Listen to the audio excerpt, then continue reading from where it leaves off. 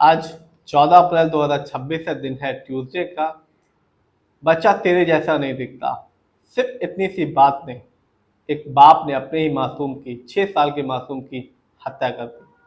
ये जो मामला है वो महाराष्ट्र के कराड़ से बताया जा रहा है और काफी दिल दहला देने वाला मामला सामने आया है, जिसने रिश्तों को शर्मसार कर दिया है।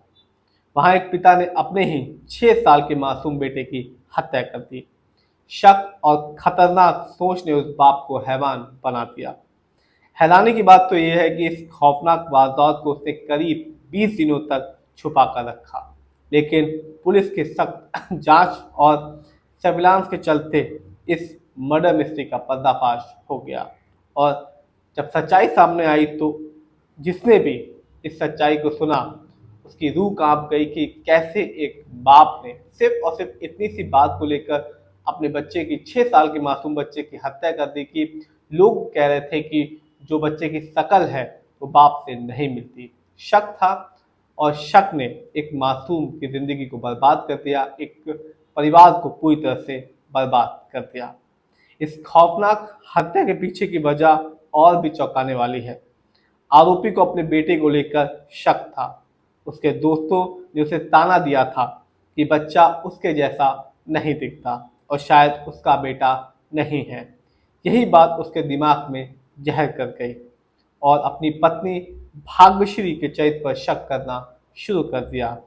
पिछले 1.5 साल से इस बात को लेकर घर में विवाद चल रहा था और आखिरकार इसी शक ने एक मासूम की जान ले ली। तो पति को अपनी पत्नी पर शक था और विवाद भी 1.5 साल से घर में चल रहा था, लड़ाइयाँ हो रही थी सिर्फ और सिर्फ इसी बात को लेकर कि जो उसका बच्चा है उसकी शक्ल बाप से नहीं मिलती, और जो लोग थे, जो उसके दोस्त थे व्यक्ति के, आरोपी के, वो इस बात को लेकर उसका मजाक उड़ाते थे और उसका ताना भी देते थे।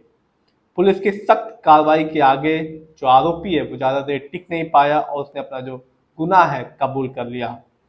पुलिस ने उसे गिरफ्तार कर लिया है और घटना स्थल पर ले जाकर पूरे जो रिक्रिएट किया गया सीन को कि कैसे कैसे घटना हुई और क्या क्या किस टाइम पर किया गया था।